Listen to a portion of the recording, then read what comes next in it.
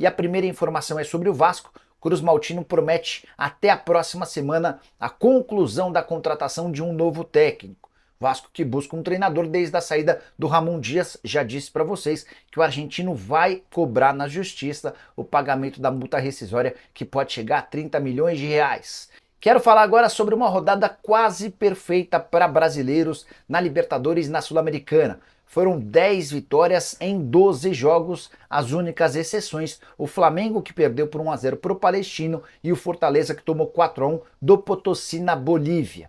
Todas as outras partidas de brasileiros terminaram com vitórias, incluindo os 3 brasileiros que entraram em campo nessa quinta-feira. Red Bull Bragantino fez 2-1 na Sul-Americana dentro de casa contra o Racing.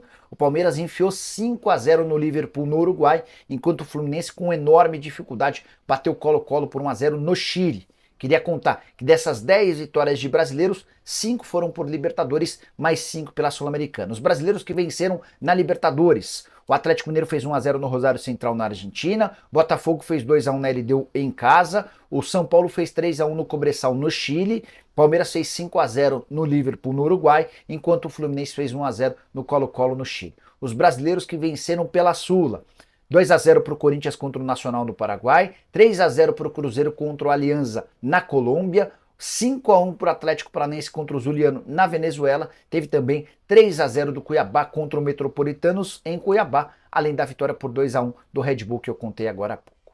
Quero falar agora sobre os 6 maiores contratos de patrocínio Master do futebol brasileiro. Tenho visto muita gente publicando números desencontrados. Fui checar, conversei com dirigentes e quero expor para vocês os valores fixos dos contratos a que tem direito os clubes brasileiros. Todas as cifras que eu vou passar a partir de agora são por contratos de 1 ano e equivalem aos valores em reais à nossa moeda.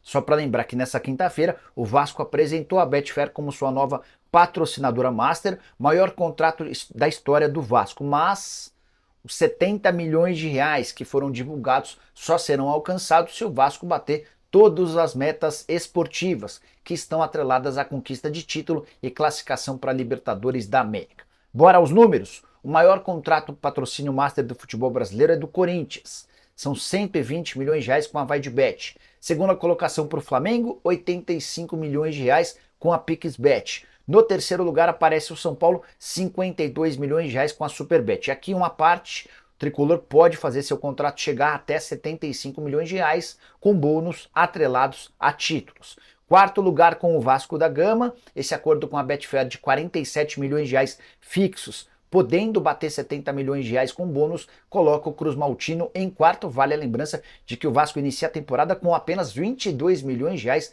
com a PixBet, um contrato bem melhor. Quinta posição para o Fluminense, outro patrocinado pela Superbet, são 42 milhões de reais fixos e mais 10 milhões de reais em bônus.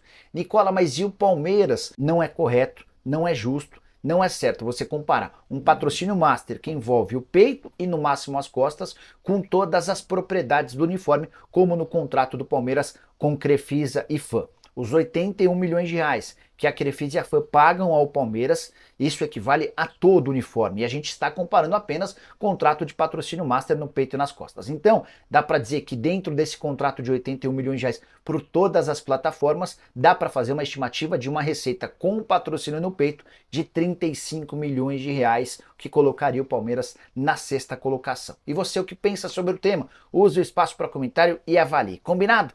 Quero falar agora sobre o Flamengo. Sexta-feira agitada, clima quente na porta do CT Ninho do Urubu, onde os profissionais trabalham.